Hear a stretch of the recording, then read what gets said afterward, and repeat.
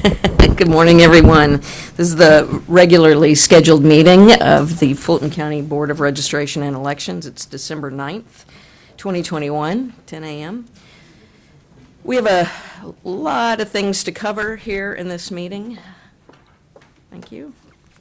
But the first thing that we need to do is call the meeting to order, which I'm now doing, and approve the agenda.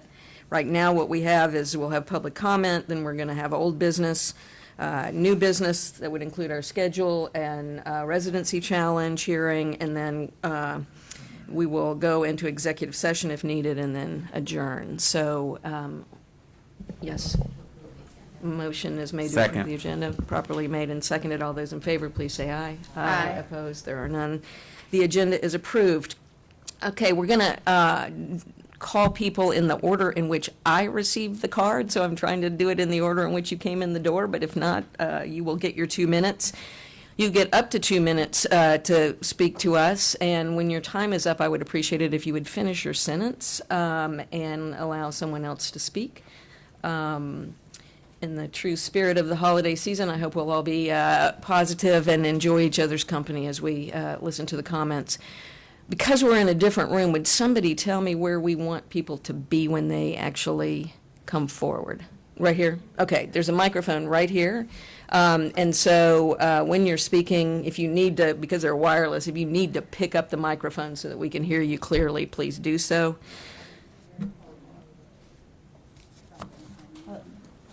There's a podium. Oh, there's a podium back there, and there's a microphone. Is that microphone working? Okay. All right, so we'll try to do this as quickly as we can, but let's just make sure everything's in order so you don't have to endure something. Good? Okay. The first speaker that I have registered is Mr. Earl Ferguson here to discuss the voter challenge. Mr. Ferguson, I understand you're the one bringing the challenge, is that correct? That's correct. All right, we're going to have time to listen to you separately in some detail, so if you don't mind yielding your position, I'll go on to the next speaker. I yield. Okay, thanks. And please forgive me if I pronounce names wrong, but Lucia Frazier? And please correct me if I got it wrong. That's perfect. Thanks. Okay, hi. So I just have kind of a list of things I wanted to cover as far as some things that I saw in this last municipal election. And just in general, voter roll maintenance, I'd like to request that we get on top of that now. I have friends that are finding people that have voted from their address, even though they don't live there anymore. So they're finding the old names that are connected to their address, but they don't live there and they've been voting in that name somehow. So cleaning up those would be great. Absentee ballot process is, I still see it as very insecure. I do appreciate that the drop boxes were in the locations. That helped a lot. But if somebody, wants to drop 20, 30 ballots in, it's going to go unchallenged. So maybe you need some better training or some better ways for people to challenge that, so your workers don't feel that they need a process to push back on that sort of thing. And then, so the last item I wanted to cover is I'd love to have a process diagram on how our elections work. I kind of looked all over the website to see, I couldn't find anything. So it would be great to have some sort of a process flow diagram of how a ballot travels from the voter to the final count. So there's 3 ways, ballots travel, is through absentee vote, the early voting process, and then on election day. And election day is easy. That's kind of an easy travel process, but the absentee vote process is a little more tricky. One of the things I saw is that you allow people to drop off votes at 3 offices, and in one of those offices, somebody dropped off a ballot, and the lady at the desk took it and just put it in a cardboard box under her desk, and that doesn't seem secure to me. So that was at the North Fulton Center. So I think you should eliminate the offices and just have people drop them in the precincts where the boxes are, where there's people already watching. So I think the office is unnecessary. Okay, thank you. All right, appreciate it. Next speaker is Julie Adams. Hi. Morning. I am hopeful that this board hires a new director of elections, and for that matter, a new training manager, and replaces the guys that shredded the voter registration applications, and will focus on people that understand that our elections are dictated by Georgia laws. Maybe it would be helpful if all employees are required to read and be tested regularly on Georgia election laws. During our recent municipal elections, I witnessed a lack of understanding of our laws. None of the 8 drop boxes were labeled with the applicable SB 202 laws, listing who could drop off ballots for who. In fact, a poll manager told me that if I collected 200 ballots in the neighbors of that location, they would not have a problem with me putting these 200 ballots in their drop box. 2 employees at polling locations were hired to watch the drop boxes. They said that they didn't know what or if there were any laws about who could drop off ballots. 2 poll managers said that the process for emptying the boxes were to call Fulton County when the drop boxes were full. These frontline employees don't understand our election laws. This lack of understanding follows through to the management of our elections. According to SB 202, when the polls close, 2 couriers will pick up the ballots and transfer them immediately to management at the elections department. Our elections department management, in their wisdom, decided that the next day was good enough and immediate enough to accept and secure these ballots. 7 of our 8 drop boxes averaged receiving 200 drop box ballots, except for the Buckhead Library. This location had a drop box in a separate room than the voting by the exit door. I'm sorry, once your time is up. The employee that was hired to watch this box was unaware of any drop box laws. Thank you. Thank you. Next speaker, Sandra Burchard. And again, please forgive me and correct me. Thank you. My name is Sandra Burkhart. I'm a Fulton County resident, and I'm extremely disappointed in what I have seen go on and continues to go on. My husband and I were poll watchers, had the privilege of watching things, and it was entertaining and amusing to see the number of people that have to staff all these places and the number of hours that are required, 5 o'clock in the morning until maybe 8 o'clock, or if you're City of Atlanta, after 8 o'clock. I just don't understand why the system is set up the way it is. There is a production of equipment that has to be delivered for this last municipal election that was just beyond reason. The number of stations set up, I don't know how you figure it out, but something's wrong when you send that many pieces of equipment out when it's not necessary for a Fulton County municipal election. I'd like to see passages explored so that things can be done in a way that matters, in a way that uses our tax money efficiently and not overstaff or over-equip unnecessary spots. Thank you. Thank you. David Baker.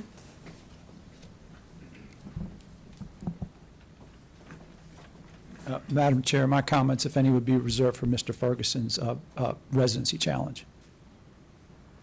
We won't hear your comments. We would only be speaking with Mr. Ferguson, Okay, so. very well then. Is that good? Thank you. Thank you.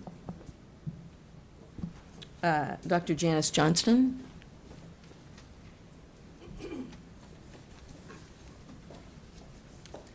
So the last election, Happy Faces, TDC, additional consulting expenses that was really just more money for Happy Faces. The emergency appointment of partisan activist Woolard as nonpartisan chair of this board. Poll watchers turned away. Allegations that candidates' names were not on the Dominion touchscreens. Hundreds of voters turned away at the polls. Every county in the state gets the vote results announced except one. Guess which one? And the counts still don't match. This was just a 20% turnout election. Voter disenfranchisement, voter suppression, meddling and interference by commissioners. Who tells them temporary poll worker employees to break a rule, not follow company policy, and then threatens them with dismissal and financial punishment if they don't obey, what right does that person have? Isn't there a law against that kind of behavior? And the worst thing of all is he controls the Fulton Election Board. Thank you. Thank you. And our last speaker is Jeff Della Maggioria. And again, please forgive me if I mispronounced your name. I'm used to it. Thank you. Good morning. My name's Jeff Della Maggioria, and it's universally agreed that the highest probability of failure in election is with mail-in ballots. And as a past poll worker and interviewing several other poll workers and poll watchers, we heard a consistent, even after SB 202, we heard a consistent sentiment that folks were coming in with not a reasonable amount of ballots, like 3 or 4 for their family members and those kinds of things, but it was quite frequently observed where 20, 30, who knows, big stacks of ballots were put in. And so at that point, when the poll manager was approached to say, you know, this doesn't look right, what's going on, and a lot of shoulder shrugging. So with mail-in ballots being such a universally agreed upon point of failure or potential point of failure, I think, as one other mentioned, it's critical that our poll workers and poll managers have the strength and the courage and also the tenacity to go ahead and challenge folks that are trying to put in more than literally 2 or 3 ballots. Thank you. Thank you. Okay, that concludes our public comment. Thank you all for speaking. Mr. Baker, are you sure you don't want to speak?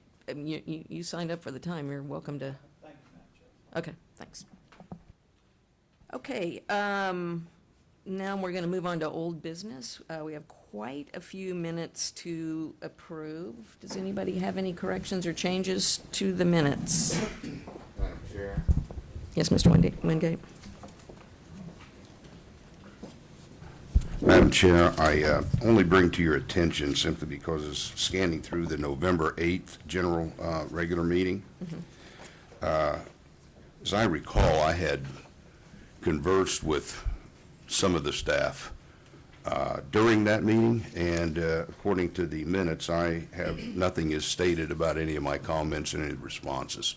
Just a point to be taken forward, okay? Not to be argued. Is there anything that you'd like to have noted that was discussed that didn't make it into that? If I could remember back that far. No, but, you know, I wouldn't mind, you know, if we listen to the transcript, it would clearly jog my memory, so maybe Arlene can get that to me in some way, shape, or form. Okay. Maybe what I would suggest, you know, Arlene, if you wouldn't mind just reviewing that and see if you can bring amendments maybe to the next meeting? Would that be good? That's fine. Okay. That's fine. Perfect. Thank you on that one. Any other comments? Okay. Can I have a motion to approve all of the minutes as contained in our packet here? So moved. Second. Properly moved and seconded. All those in favor, please say aye. Aye. Opposed? There are none. The minutes are approved. Mr. Barron, would you like to give us the monthly operations report for November?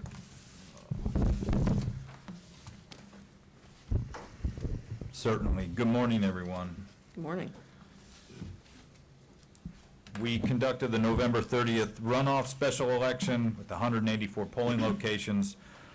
No major problems were identified, and after action plan is being drafted in an effort to identify any problems and improvements to be implemented in 2022. Equipment pickup will continue until this Friday. Staff is currently completing post-election supply sorting, inventory, and reconciliation.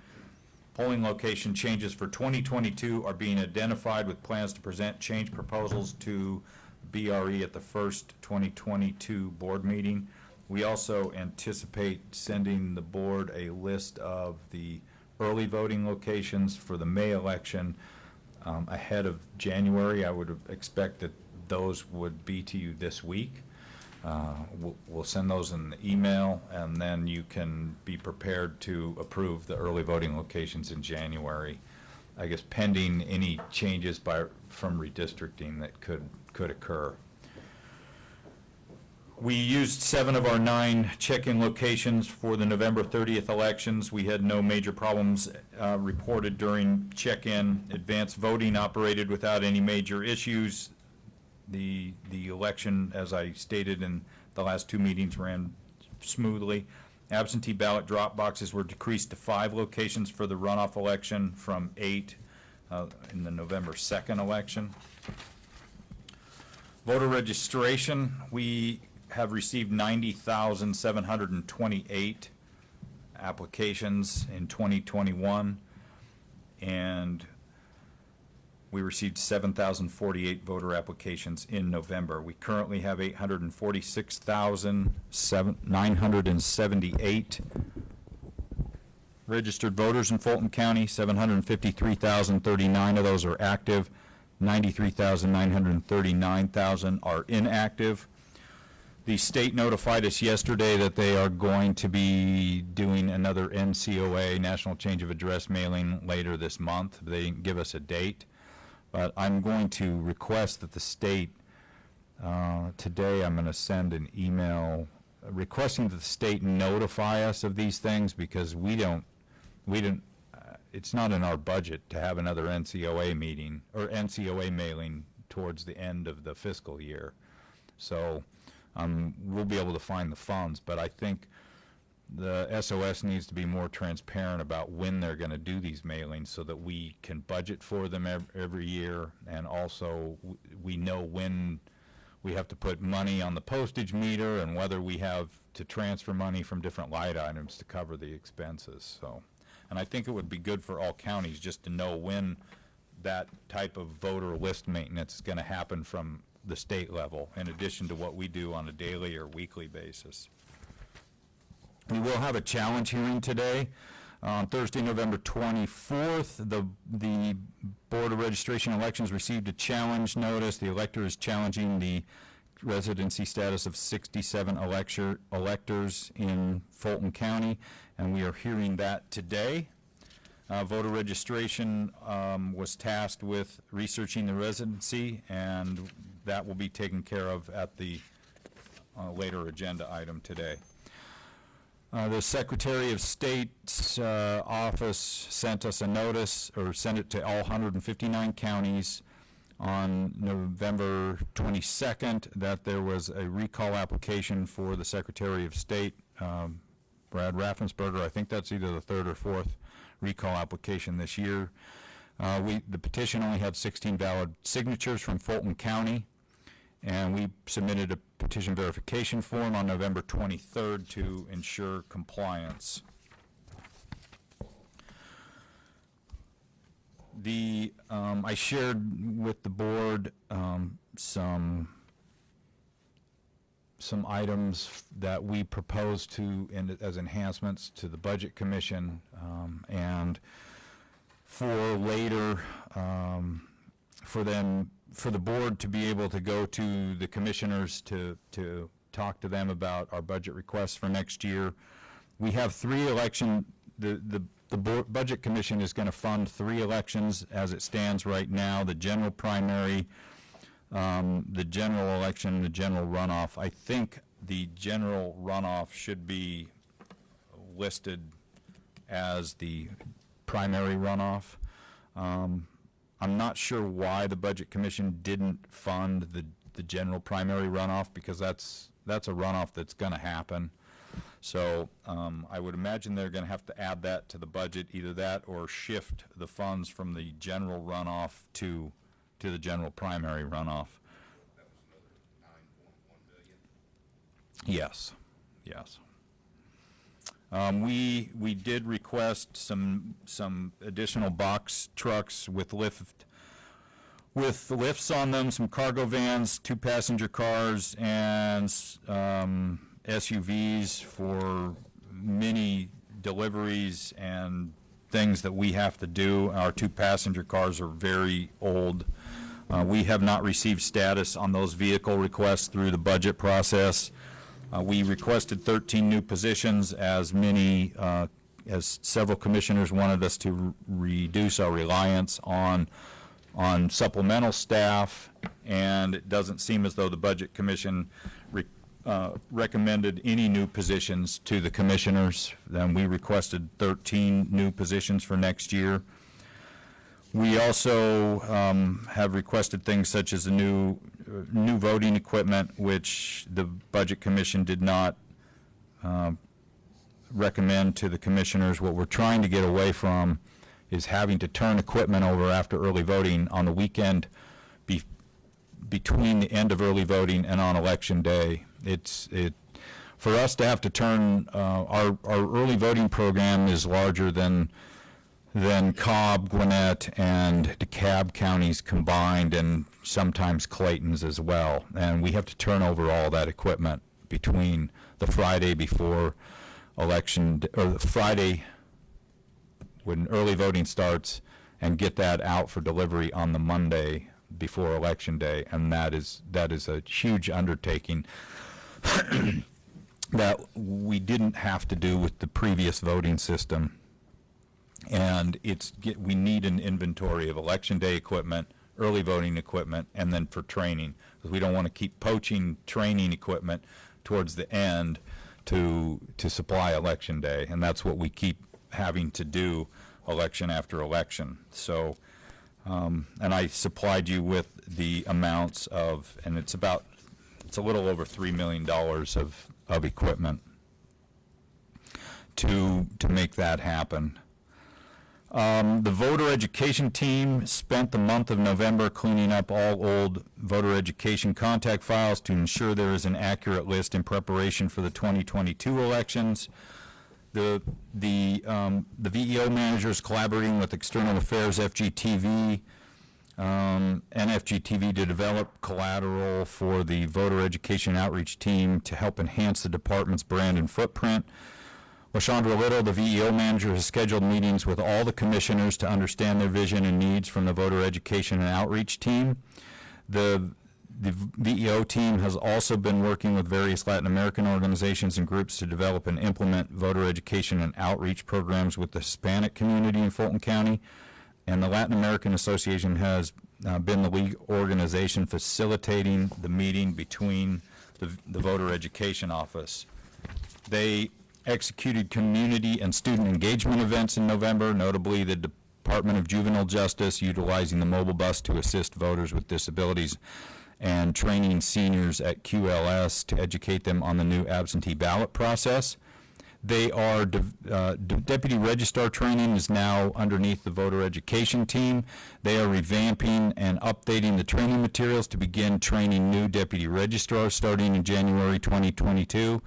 And as we develop the 2022 VEO plan, we continuously will be building new community partnerships. Moving over to the absentee division on page 10, one of the things that that confused voters, and I think it's going to be even more so next year, so we have to do a very good job of educating the public, is that SB2, we used to be able to send out absentee ballot applications to seniors 65 and older and disabled voters so that they would be able, we would send out those applications at the beginning of the year so they could be on a rollover list. And many people in the municipal election that applied for an absentee ballot for the November general did not realize that they had to then again apply for the runoff in that period.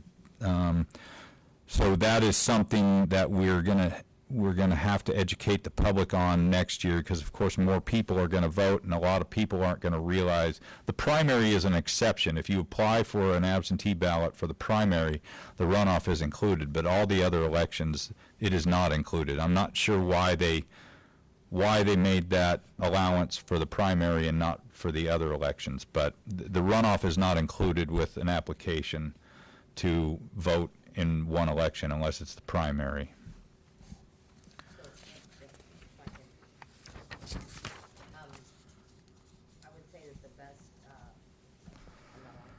Oh, sorry. I would say that moving forward, the best message would be that everyone has to apply for an absentee ballot every election. Yeah. That way there's no confusion. Right. Is that, okay? Yeah, because if we make, you know, the primary is the only exception, but it's going to confuse voters, I think, to get out there and deliver the message that you don't have to do it for this election, but you have to do it for all the others. So. Thank you. Well, I think the absentee by mail statistics were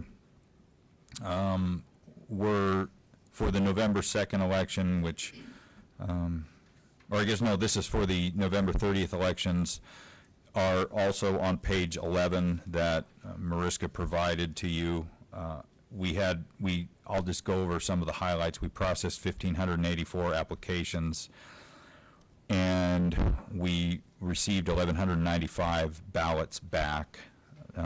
And so that was a pretty, and we accepted 1,172 of those.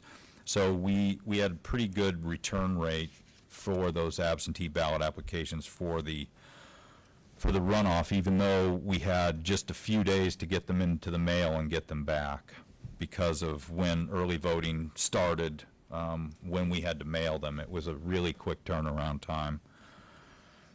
We had personnel assigned to the 5 drop boxes throughout the county that had been trained, and we updated forms for provided for the completion. We received 316 absentee ballots through the drop boxes. The division is updating process and procedures to reflect the changes currently taking place within the department. We continue to add measures to ensure that all Fulton County voters have an efficient and effective experience in all aspects of the voting. The division will be required to complete a series of trainings from the Secretary of State's office in the months of December and January. Division will also complete a series of in-house trainings. The absentee manager and supervisor plan to restructure all personnel responsibilities to ensure that all tasks are evenly distributed. And that's all I have for the operations report. If you have any questions, either I can answer them or you can direct them to staff as well. Why don't we just go around, start with Ms. Crawford, and just work our way this way and Okay. take thank questions. you. My question is, so the total number of absentee ballots in the drop boxes for Fulton County was 360. That was for the runoff election. For the runoff Yes, election. I think. Okay. Do you recall how many were in the, for the general? Do you remember? You can, I think Mariska thinks it's 2016. Okay. She'd have to refer, or, That's fine. Close enough. Thank you. Is that all your questions? Yes, ma'am. I'm Okay. sorry. Mr. Wingate? Director, on this roughly $3 million investment for new equipment, is that all BMDs? that would be, yes, BMDs, which would also include the printers, the UPSs that come with those. We also need carriers for those to go with it, and so that actually increases the cost. The carriers, I think, are going to run somewhere in the neighborhood of $500,000 to house those. And then we also requested privacy screens in the budget. Those were not recommended to the commissioners either, and that was over $300,000 for those privacy screens. I know that in some of the meetings, at least one commissioner requested through our VEO manager that wondering why we didn't have privacy screens. So I think that's going to be something that some of the commissioners are going to want, and some voters want those on the screens as well. We've talked about this before on a few occasions, but what's the likelihood of being able to be more analytic along the EV polls and the precinct polls to get a more accurate need in terms of equipment? And the prime example I'll give you that came up in this Muni election was APO 5, which is Creekview Elementary, right there at Windward. there were 20 BMDs stationed in there that day. And as I recall, I could be off a bit, but there's a little over 100 voters that came through that facility. And the reason I ask is because to me it's logical. If we have better analytics on how to distribute a more right amount of equipment, could we forego some of the new purchase? For some of the, we have some flexibility in the law for some elections to reduce the equipment. Usually there is, for every 250 voters, we have to have one BMD. Right. And that would be for all of the major elections. And I don't know if Nadine wants to comment on it, but those quantities were based on that ratio. Yes, for APO 5, there's over 4,000 people assigned to that precinct. So if we do we do the calculation at 250 per voter. That's why the machine count is so high. We can't predict who's going to show up, but we have to make sure the machines are there for them so we don't have long lines. I understand. That's why my question is focused on prior results and those analytics. All I'm saying is that if the state law, which I was not familiar with, requires that we have 250 machines. One machine for every 250 one machine voters. for every 250 voters. My assumption is, as we sit here right now, we have enough equipment to cover that ratio? That's correct. Okay, so we have enough on the books right now. If we're a little bit better in our analytics to figure out we don't need to send 20 machines to Creekview, as an example, would we be okay? We can, for these smaller elections, we can make adjustments. For the big elections, we have to follow that. Okay. The thing that I think the legislators need to do is to account for how many people vote during early voting. I mean, we're in big elections getting 50 to 60% of the people voting before or during early voting. And then there's an additional percentage that vote by absentee. I mean, we had 88% of the voters who voted vote before Election Day in November 2020. So we didn't need all of that equipment out in the field, but we were required by law to have all of that out there. And that's a different issue that I think probably does need to be looked at. But along that same line, what would prevent us from closing early voting on Wednesday instead of Friday to give more days to make that transition? We have to stay open through that Friday. Have to. Yeah, Have no options. yeah. All right. So we're kind of stuck with the parameters of the 1 to 250, and we have to keep early voting open until Friday. Just good things for us to know and go back and talk to other people about. Okay, thank you. Uh-huh. Question. Is that okay with you? Is that okay with you? Yep, go ahead. So the 50% number that you were referring to, most of the voters vote early, about 50% of the voters. Is that statewide or is that just Fulton County? I'm unsure how early voting goes in the other counties, but for our big elections, like for the 2016 presidential, we had 59.1% vote early. For this election, it was like 60% voted early. We had 28% vote by mail in November 2020 as well. And so that's why it got up to 88%. I think a lot of counties had high numbers that voted before Election Day last year, just because of early voting, and absentee was much greater percentage of that. But yeah, most of our voters vote before Election Day now. Because to Mr. Wingate's point, it would make sense if there was a way, and I don't even know if this is possible, but if there was a way that we could look at, say, that particular precinct and see that over half of the people, if there was a number, a calculation that you can come up with and say, this many people voted from this precinct, which may require starting on Thursday as opposed to Friday, but then adjusting the number of machines I don't even know if that's possible, but. Well, we start logic and accuracy testing about, when do we start? A month? About 30 days for election day ahead of time. So we assign it based on that ratio, and the LNA starts for election day about a month before the election. Okay. So then we're preparing those machines.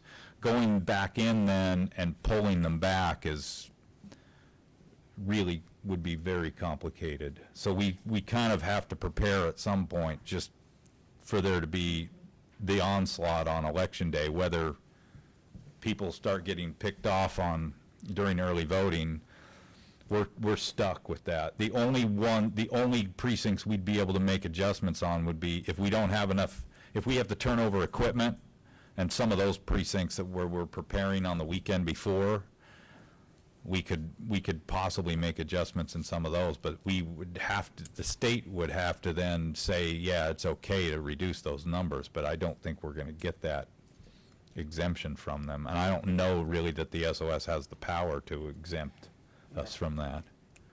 Can I piggyback Well, also? Well, I'm sorry, yeah, go I ahead. just wanted to say that I also think, if we were to do that, we would run the risk of not having enough, machines and not being and having long lines, and we don't want to see that in a very important election cycle in 2022, so. Ms. Crawford? Thank you. Thank you, Kathleen. My only question, my question is, you answered that we have enough equipment for all of our precincts. Does that include the equipment that we use for training? We have enough equipment for what we need to do on election day. What we don't have enough equipment for is to avoid that turnover on the weekend. And that, what we do on the weekend before election day is all of that early voting equipment comes back. We also have to get the poll pads prepared. There's space that is needed to prepare those poll pads. There are also people that are required. If we have to turn over equipment on that weekend, we then have to,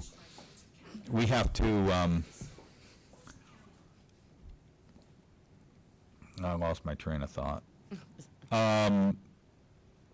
We have to prepare all that equipment on election day. It takes space, and when we're doing the poll pads and also getting the supplies all laid out and ready for delivery for Sunday, we have to then hire more people to come in just on that weekend to work, to turn that equipment over and do the poll pads, which is something that we didn't have to do in prior, like with the previous voting system. So it's definitely complicating matters, and we actually borrowed some equipment from 2 counties to get us through this last election. And thankfully Douglas and DeKalb counties let us borrow some equipment. If we were to be able to get the required equipment, you would not have to spend as much time on the flip from early vote to election. We wouldn't have to turn over any equipment. We'd have separate inventories, and that's what our goal is. Okay. How many, the 3+ million devices, how many more EMDs? I think Terry might have, I think it's, Right here, 550. Wait, that's the bag.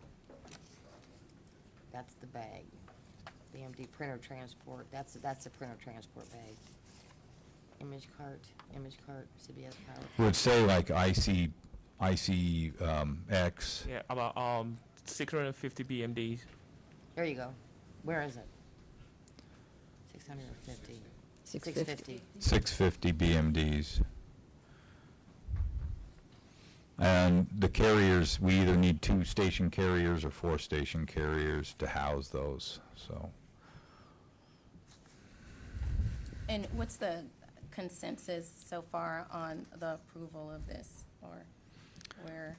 Well, the Budget Commission did not recommend any new equipment purchase at all, Okay. or privacy screens. Any of the requests we made, they did not.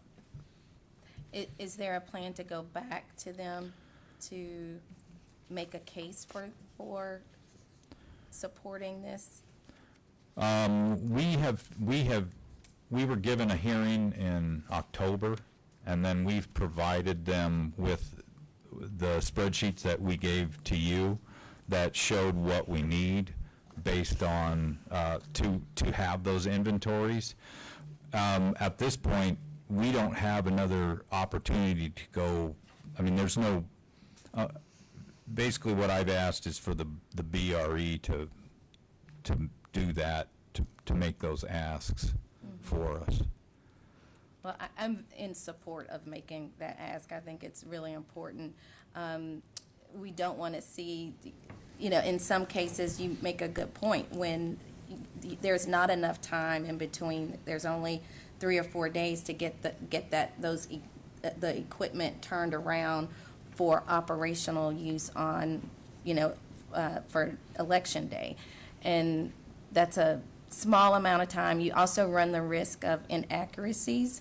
So if, let's say, one of the BMDs is not properly, that was used for testing, in a testing environment, is then used in the election, there has been a couple of cases where the counts are off because it wasn't emptied. Am I making sense? I think I understand may what not you be using mean. the most accurate terminology, but, yeah. Yeah, and I think it also increases, if we have to bring in new people just to The help us on workload, that yeah. weekend, that increases the risk. And the way the warehouse is, it doesn't, since the election central will not be ready for the May election. I mean, that's just because of, they moved us to a different location, and because of supply chain and other things, the construction industry, the way it is, we aren't even sure if it's going to be ready for the November election. So we're going to be still in our warehouse. The number of BMDs and carriers actually that are in our warehouse on that weekend, if we have to turn the equipment over, affects the access points to download the bulk file into the poll pads. It affects, because the metal apparently in the carriers interferes with that transmission from our cash box to the poll pads, which that then lengthens the amount of time it takes. And the state requires us to put the statewide voter file on all of those poll pads. So it's a massive file that we have to put, and we're preparing over 1,000 poll pads, and you can only, Dominic can tell you about the exact process, but you have to find a sweet spot of how many precincts you need to set up in order for that bulk file to come down and make it as fast as it'll go. But I don't think other than this election, it's a minimum of 12 to 15 hours to do that bulk file onto the poll pads, and that doesn't even count some of the updates that we have to load before the poll pads are ready, that all the iOS updates that Apple sends us for the poll pads, for the which are actually iPads. Do you want to comment on that? Yes. So, just like Rick said, we need the warehouse to be clear of all the equipment, because our carriers are metals. And when we have that in the room while we're doing poll pad weekend, we have signals bouncing off those metals. And for this last election, we were able to clear the warehouse, set up our precincts in directly right under the access point. So because we had the room and we had like a plan of how to do things this time, we were able to finish up those poll pads in time. So going forward, if we have, and just like I was just going to add something to why we need those separate equipment for early voting and training, that will also help us in inventory. Because if we have separate equipment, then we know this equipment are just for early voting versus trying to flip them for election day, which Dr. Root said it gives room for different errors and accountability. So it's all about having a good number of equipment to work with, and also having the room, the space to work with. Thank you. Mr. Johnson, do you have a comment or questions? I'm sorry, we've finished. Please go. Well, Continue. If we're finished with this, Mr. Johnson, did you have a question around what we're talking about? Okay. I did want to ask about the updated operating procedures on page 5 for voter registration division. And just if you could give me just an example of what SOPs were developed. I don't need all 19, but just a couple of examples of. Oh, Shamira, do you remember the titles of any of the SOPs for voter registration? And I guess more specifically, were there SOPs around, I guess the NCOA is one of those, or part of that? The NCOA process was one of the SOPs that was created, in addition to processing DDS applications, paper applications, online. So, yes, Okay. we have a long list Okay. that we have. Thank you so much. You're very welcome. And back to the budget, I forgot about the privacy screens. We've gotten so many, just another, I do support ordering, the privacy screens. We often get voters who feel like their vote was not cast privately, and I think it's really important if we can do that, and I do support ordering those privacy screens. Yeah, at one point, the state said that they might purchase them and provide them, but we've heard nothing on that since August, so I'm not expecting us to get privacy screens from the state. That's it. Okay. Mr. Johnson? Actually, I don't have any. Okay. Mr. Wingate, did you have something else? Yeah, just a brief follow-up, Rick. If I've done the arithmetic right here, if the commissioners would allow the inclusion of the new equipment you're requesting and the personnel, that's going to put 2022 budget a bit north of $50 million.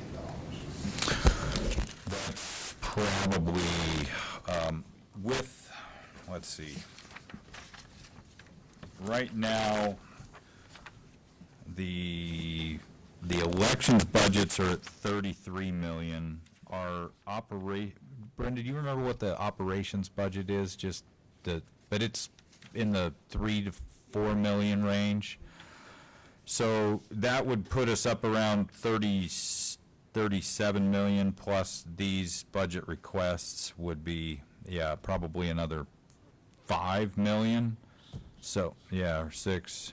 So, They're not going to be able to ignore whatever budget's needed for the primary runoff. well, right now, the only thing we can do would be to use the general runoff money for the primary runoff, and then hopefully there's no runoff for the general. We've only had one general runoff since I've been here in 8.5 years, and that was last year's Senate runoff. So I'm not sure how common that's going to be in the future, to have general runoffs. Well, if you have third-party candidates, Yeah. it's quite possible, particularly It is. statewide. If there's a close race, it is. And if anything pops up, will we have to conduct a special election? We always ask for, we always put in our budget, every year we ask for a special election to be funded. We ask for all the runoffs to be funded. Usually they will fund one of the runoffs. They never fund the special elections, and they just basically will fund those as needed if they come up. But I think, only funding 3 elections next year is a risk, considering how much because the elections now cost about 3 to 4 times as much with this voting system as they were with the old voting system. It just takes much more manpower, and there are lots of other supplies and things that go along with this that, especially with absentee, it costs much more to do elections now. Mr. Wingate, please remember to turn your mic on when you speak. Oh, I'm sorry. My hair. Thank you. So, I have a couple things, but I just want to make sure everybody else has had their chance. Okay. So On the budget, I appreciate the discussion. It's been a good one, and I think anything that we can do, particularly when we're speaking in the public, for people to understand the complexity of what goes on in every election, most of which is determined by laws that maybe we had a chance to affect, but, once it's in place, and that's what we have to do. One of the things I'd like to do for the upcoming session, but I don't know how on earth we're going to get that done, is to make some suggestions, back to Secretary of State's office about some amendments that may impact other counties as well, of just some tweaks to things that give us, real operational assistance. But that's another thing for another day. I do think for the general primary election runoff, we have to have funds in place for that, and it's too big a number to say we'll make an adjustment, down the line with something. There's always a little money you can play with, but $9-10 million is not something that you can just come up with. I think the other question I had was the software licensing renewals. I think that was $250,000, something like that, of software product that we have that we simply must pay the license renewals, or we lose the investment that we made in the software in the first place. Yes, so for Dominion, it's a state from the Secretary of State. We have to pay those for the renewal of the license for Dominion, and we have a new inventory system. That will be the first time we're going to pay. That will be next year, 2022. So I think that's all we have on the budget for. Brenda, on the inventory system, that did get put in, the inventory renewal did get put into the software licenses and renewals for next year, correct? Okay. But not the Dominion? The Dominion one of the 5, which is like around 500,000, that's not in there. And it's one of those things where we can send those as they, if we do have a piece of equipment breakdown, we can send that and pay for it as it is, rather than do the annual maintenance. For the extended warranty? Okay. The 500,000 was for extended warranty, okay. Can we shut the external doors? The music is lovely, but it is a little bit of a distraction for hearing things. All right. So I think it's the BRA at some point. We probably just need to informally talk about how we might communicate, or y'all can just on your own initiative communicate with members of the Board of Commission that there are some budget items that just unfortunately are dictated by external forces that we really need to be in compliance with. And we have a very big election year coming.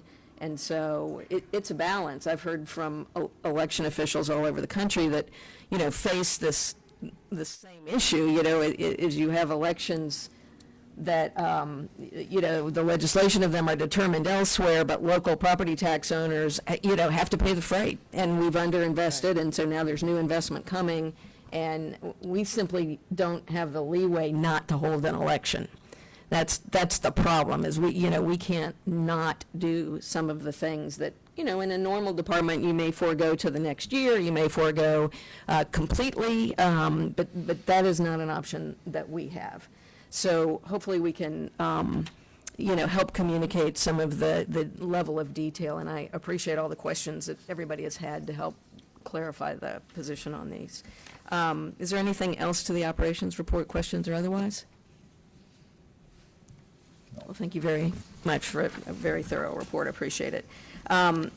We have new business. We have a tentative board meeting schedule, which I don't believe is any different than how we've normally had our meetings. I have not gone and run this up against the Secretary of State's list of elections just to make sure the dates comply, but we can make adjustments as we go. Does anybody have any questions about the schedule or comments? No. All right, does somebody want to make a motion that we accept this and approve the tentative board meeting schedule So for moved. 2022? Properly moved, seconded. All those in favor, please say aye. Aye. So, any opposed? There are none. It is adopted. Thank you. We're going to move to the residency challenge hearing. And everyone, please forgive me as I stumble through this. This is a new thing for me, and we have a few steps we have to go through to this. I know Mr. Ferguson is here, who's brought the challenge. Are there any voters here who were notified of the challenge that we need to take into consideration? Okay, seeing none. Mr. Ferguson, just hang on one second while I get myself together in this. Staff, if you could just give me a little advice about how we want to proceed with this. Do we want to have Mr. Ferguson present his challenge, or is that going to begin on the staff side? How do we normally proceed with this? I've only presided over one, and it was withdrawn, so. Yeah, the last, we can have, I guess the best thing to do would be to have Mr. Ferguson speak, and then we have a recommendation from the voter registration department on how to dispense with these based on what he submitted and what our research has been. I mean, Okay. Mr. Ferguson, why don't I give you your 2 minutes now to tell us about your challenge, and if we have questions, we'd be happy to ask you those. Excuse me 1 second. Will you turn that microphone on? Just push that button and then pull it up real close so we can hear you. I think he isn't limited to two. I think he thinks he's limited to 2 minutes, but this isn't. That's not the case. Okay, well, we'll just keep it. I think we know what we need to do. Do this in 2 minutes. I don't talk that fast. All right. By the way, I'm a little hard of hearing. If you have a question, please speak up. I'm Earl Ferguson, I'm a registered voter in Fulton County, and I brought a voter challenge for 67 voters who are registered in Fulton County and have moved to North Carolina and have registered to vote in that state. Many of them have also voted there. About 80% of let's see, about 80% of those that are up there have voted in North Carolina already. This is a section 21-2-229 challenge. It's different from the 230 series, which puts you into standby inactive status. This removes you if it is successful from the voter's roll. It is new, as it came out of the last General Assembly session. I don't know if anybody else has presented one. It's new to me, the North Carolina list. I started with a list of the moved voters, change of address, national change of address list. It showed 109,000 people who are registered to vote in Georgia who had moved outside of their jurisdiction, including inside the state. There's no way we can deal with 109,000. So we looked at it and decided that what we would do is we would sort out all of the ones inside the state and concentrate on those that are moved. We also noted that some of them had birth dates and some did not. We sorted to eliminate those that did not have birth dates because it is important to be able to identify a voter you are challenging, and we did not want to lose that key item from it. So we wound up with 435 North Carolina voters. Now, our submission is for 67.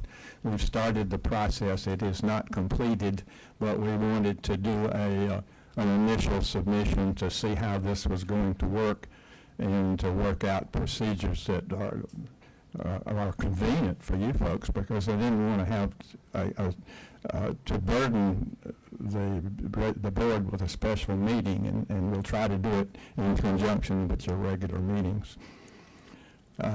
Now, we've submitted a list of voters, 67 of them are from the 435, and we have provided copies of their North Carolina registrations. They are all registered in North Carolina. If you are registered, if you move, you submit a change of address to the post office. but that doesn't affect your voter status. There's no system in place to remove voters, so you remain on the voter rolls. In the past, eventually you get what's called I think a 230 challenge, and that, if successful, puts you in the inactive status where you remain for a period of time, fairly lengthy period of time. The 229 process is much more expedient, and it eliminates this period where you are registered in 2 states. There's nothing wrong with the voter doing this. It's just that the system now has a voter on the rolls eligible to vote in the state of Georgia, in this case. And that state, and that voter is no longer here and is registered and voting in some other state. There's a possibility of voter fraud, and that's why this is such a concern. We have submitted a list of 67 with partial data there, not the complete file, from the movers NCOA file, change of address file. And we have also submitted copies of each and every one of those voters' registration for the state of North Carolina. We broke these up into groups of 15, got some volunteers to do the survey with the state and put that all together. I don't have all of those 400, and it wound up being 420 that we're surveying because we were able to eliminate a few. We don't have all of those done, so we chose a selection of challenges where we felt that the results that we had were completely valid. There were no questions. So I'm very confident in those, and I'm prepared to answer any questions at this point that you might have about what we did or about any particular voter challenge. And I have hard copies of all of the voter registrations that we've included. We sent this as an electronic, but I have copies of hard copies here, which we can pull out and discuss if necessary. And thank you very much for your attention. Thank you. We'll just start and see if any of the BRE members have questions. My only, Yep. And would my you only pull that mic up real close so people can hear you? Madam Chair, my only question, Ms. Crawford, I might have trouble hearing you. oh, sorry.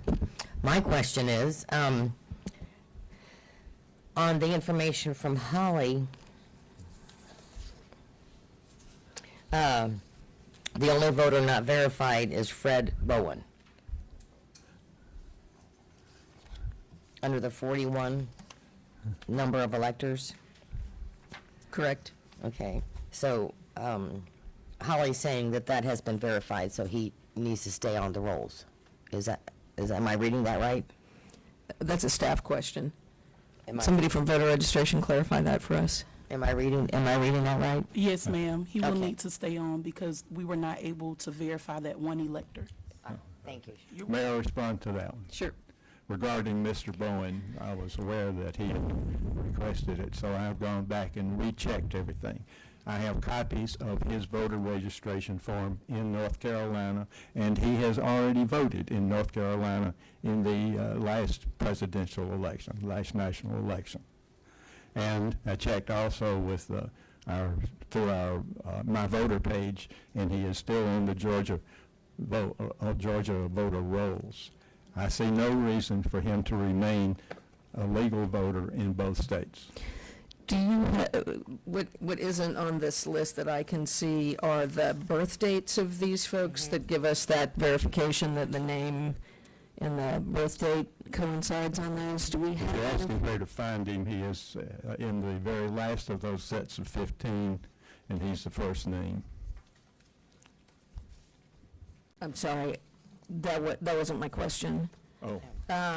My question was, do you have corresponding birth dates that identify Fred Bowen as the Fred Bowen in North Carolina? We have his date of birth off of the Georgia records. Now, when we submit to North Carolina, we submit the year of birth.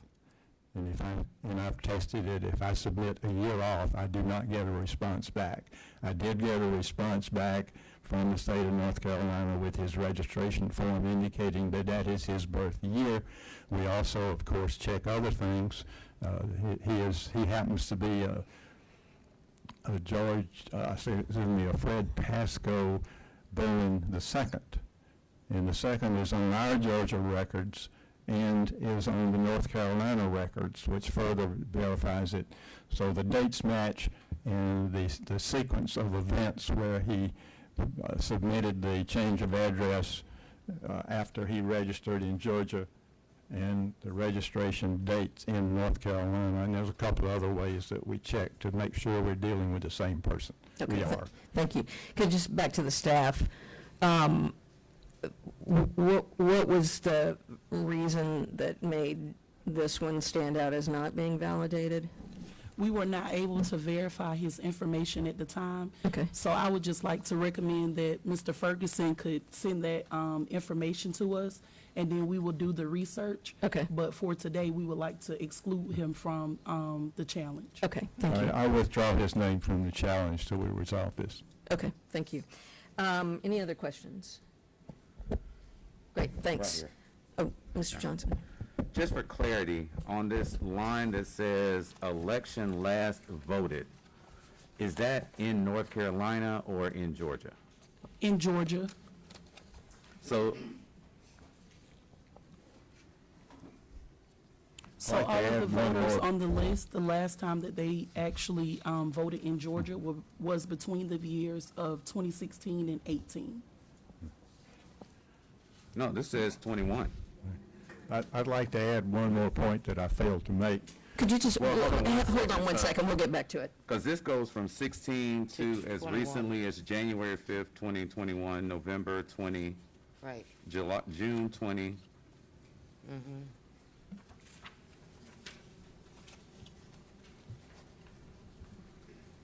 Because I'm also noticing some of them are in and around military bases. So are these residents of Georgia that may be at a military base? Fayetteville, North Carolina, as you know, is a major military base, and we've noticed this also. And there have been some that have come and moved on, indicating they're probably members of military families. I'm retired military, I understand that. But you still can't be registered in 2 locations. And I But they appreciate need- that, but I just want to make sure that of those 2 locations, Georgia is not their home base. Right, because it has to be their original state. So do we know the answer to that question? Because then Right. if this line is they last voted in Georgia, then my question becomes, have they ever voted in North Carolina? So, Mr. Johnson, in doing the research, what I found was, for example, if you look at the ones that you are referring to that voted this year in the January 5th election, they voted here in Georgia January 5th, but then when we looked them up and did the research, they registered in North Carolina, for example, on September 15th. So we may have to do some more detailed research, but if you voted here in January, it's possible they could have moved in September because, but we could do some more research to see if they have military designations in the system. If you look for date registered in North Carolina, for example, the last one, which is Robert Charles Watson. He voted in the January election in 2021, but then he registered to vote in North Carolina in May of 2021. So all of those are all the registrations that they seem to be after the last election they voted on in Georgia. Well, I just wanted to be clear that this line, I wasn't sure if that was a vote in Georgia or North Carolina, but you're saying it's a vote in Georgia. Yes, sir. So they voted in Georgia and then seemingly moved to North Carolina. And did we reached out to all of these people? Yes, sir. We And- sent letters to all of the voters listed in I'm the assuming none of challenge. these 66 replied. 2. And they stated that they are North Carolina residents. So Okay. yes, sir. Those are the only two that touch bases with our office. In the response? Yes, sir. Okay, thank you. Okay. Mr. Ferguson, you said there was a point you wanted to make. All right, at the, before we filed, we sent a copy of our challenges to the Secretary of State's office and asked them to check those and respond to us. I did not get their response back until late last week. Took me a couple of days to chew through it and understand it. I sent a copy to you.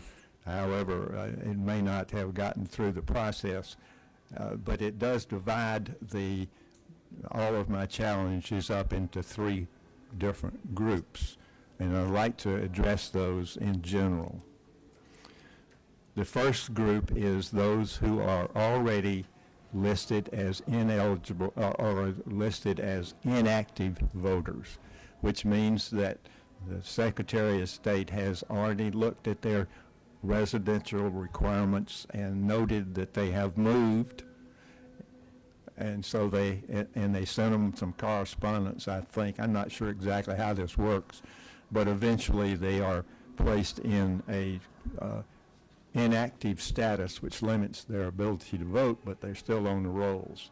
We would submit that in addition to the fact that we have established these people have registered to vote in North Carolina, is a sufficient amount of data to remove them from the Georgia rolls. Now, that's the first of the 3 categories that the Secretary of State responded us on.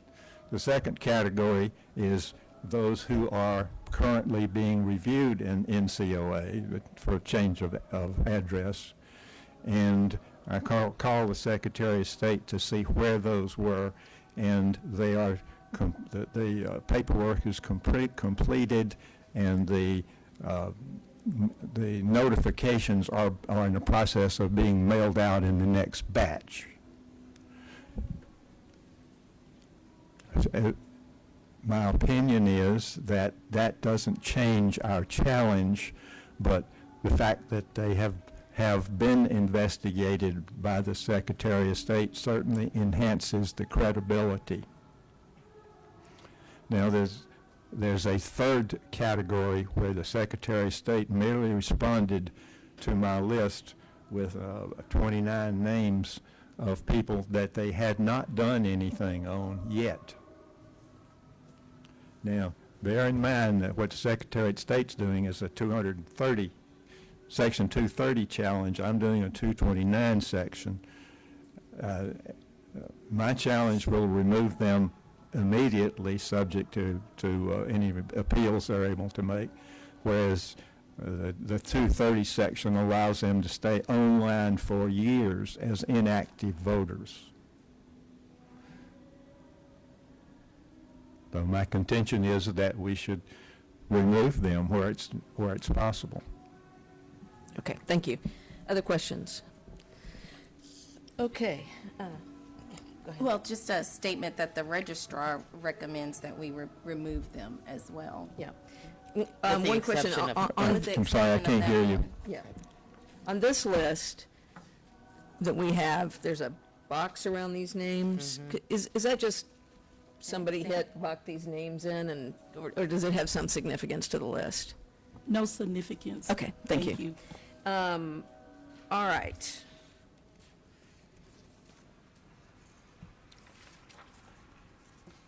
Remind me again, I'm listening intently and having to listen to lovely music at the same time, and so my brain is not working. With the case of Mr. Bowen, are you recommending that we go ahead and remove him as well, or not? He withdrew his name. Oh, yeah, we're gonna reinvestigate that and deal with that at another time. Yes. Okay, thank you. So I withdraw Mr. Bowen's name from my list so that he can be brought back. All right. Any other questions or comments? One comment. Mike got that, didn't it? Go ahead, Mr. Johnson. For me, removing people from the rolls for whatever reason is always very important because it now creates a barrier. Now, understand that it seems as though these people have moved on, which is completely fine. I just want us as a staff, or the staff, to be sure that as these recommendations come forward, I understand the challenges. When they come, you have to address them. However, we just need to make absolute sure that these people, upon the recommendation, do all we can, to make sure, as well as, if possible, notify these folks to let them know that they have been removed from our voter list. And I would take that a step further in that notification letter. Let's just make sure we also give them instruction on how they can re-register if they feel like this was done in error or their situation has changed. Again, I'm a military brat. My dad's a retired Air Force officer. Voting is very, very important, and where you are registered relates more to what your home of record is, not where you actually live at any given point in time, and it gets complicated for military folks to chase that down. So appreciate your service, Mr. Ferguson, and know that I hold the military family in very high regard. After 30 years, they sent me a letter that says, please go home and let somebody else have a turn. My dad got that same letter, so we've had that fun. All right, so we are ready to move forward with this. One of the things I would just want to say that I appreciate is that you were thorough in your research, and also that you presented us with a relatively bite-sized morsel of a list to deal with. Couple concerns I have, because we've had a prior challenge that involved about 700 people that were not well documented, and it took a lot of time, and it was right in the middle of our election process, which is then a distraction for our staff. The Georgia law gives people the ability to make these challenges, and again, I appreciate the thoroughness with which you've gone about this. What I would like to request is a couple things. One, as you go through these processes, because it sounds like this is an ongoing project, that you do give some communication to members of the General Assembly and the Secretary of State of when this presents logistical difficulties, right? We have a 10-day period from the time you give us notification for us to set a meeting. That involves getting all of us together, have the staff have the time to thoroughly research the names, and sometimes they have other deadlines that they're required to meet that have nothing to do with this, and then getting a response back from the Secretary of State's office in a timely manner is very challenging, as you've come to find and as we've come to find. And I'm not complaining about them. It's the process that we're all under. And I've made some suggestions to the Secretary of State's office that we have some modification where these challenges start there, and you get your answer before we get notified to begin our process. We're going to submit to the Secretary of State earlier. It took them about a month to get back to us with the response. Right. And as so a result, I didn't have time to include it in the appeal. correct. And so I think if there was some modification to the process, that it allowed our time frame not to begin until those answers are provided, it would give everybody a little more breathing room to get this done right. I guarantee it will, any of them, and there will be more from me, but they will be treated that way. And we would like to establish a good working relationship with the board and the staff to make it convenient to reduce the workload on you. Right. Well, we really appreciate that, because as you probably had to listen to the entire budget discussion, we don't have an unlimited staff, and so this is a new requirement for us that requires attention. And so being mindful of our election schedule, as well as the volume of what's requested of us, is a and I'm acutely aware how much time is involved in dealing with these. From personal, but then I've imposed that on your staff also. Correct, and they have requirements of other things that they have to do on a time schedule, so it makes everybody crazy. So I'm on your side. I know you are. So I just was trying to reemphasize the things that we think, that we really appreciate about how you've gone about this, and that we hope can continue. All right, so can I have a motion, and we may need to get walked through this a little bit. Somebody would like to take a stab at it? Yeah, Madam Chair, I make a motion that we adopt the recommendations of the registrar in the course of Earl's challenges, which, as I look at it now, with the Fred Bowen being put to the side, we're looking to eliminate 66 voters from our voter registration. database. Okay, the motion is to accept the challenge of 66 voters, with the exception of Mr. Fred Bowen, which will be dealt with at a different time, In accordance with the recommendations of the registrar. in accordance with the recommendations of the registrar. Is there a second? A second. Properly moved and seconded. All those in favor, please say aye. Aye. Opposed? There are none. The motion is adopted. Thank you. Thank you very much. Thank you. And again, for the staff, if we could send just a perfunctory letter to these folks and just give them some indication of how they might rejoin the rolls if they feel that they. Yes, ma'am, and we will ensure that the board receives a copy of the correspondence as well. Thank you. Thank you. Appreciate it. Okay. Appreciate everybody on that. We now move to the opportunity to go into executive session. I would like to see us do that. Would someone like to make a motion to? I move that we go into executive session. Okay. Second. For a personnel matter. For personnel matters. Okay. Properly moved and seconded. I don't think we have litigation. Just For personnel. sure. Okay. All those in favor of going into an executive session, and I believe we are going to stay in this room and ask everybody else to leave. I really apologize for that, but it's what we have this month. All those in favor, please say aye. Aye. Opposed? There are none. We are now going to move into executive session. We're going to take a 3 or 4 or 5 minute bio break for anybody who needs it before we start.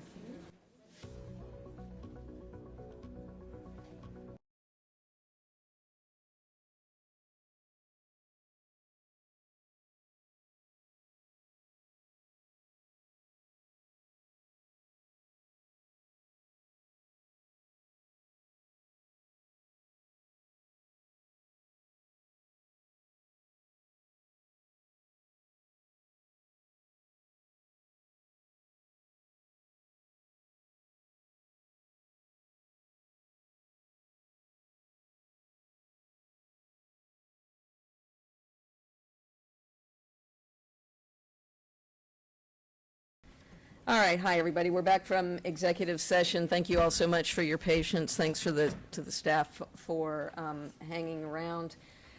We do not have any other business to conduct today, so I would ask for a motion to adjourn. Mr. Johnson? Do we have to do a motion to come out? Oh, we have to, I'm so sorry. Motion to come out of executive session? Second. Properly moved and seconded. All those in favor, please say aye. Aye. Opposed? There are none. We're out of executive session now. We're back in the regular session. We have no further business to conduct. May I have a motion? Motion to adjourn. Motion to adjourn. Second. Second. Properly moved and seconded. All those in favor, please say aye. Aye. Opposed? There are none. Thank you so much. Appreciate it.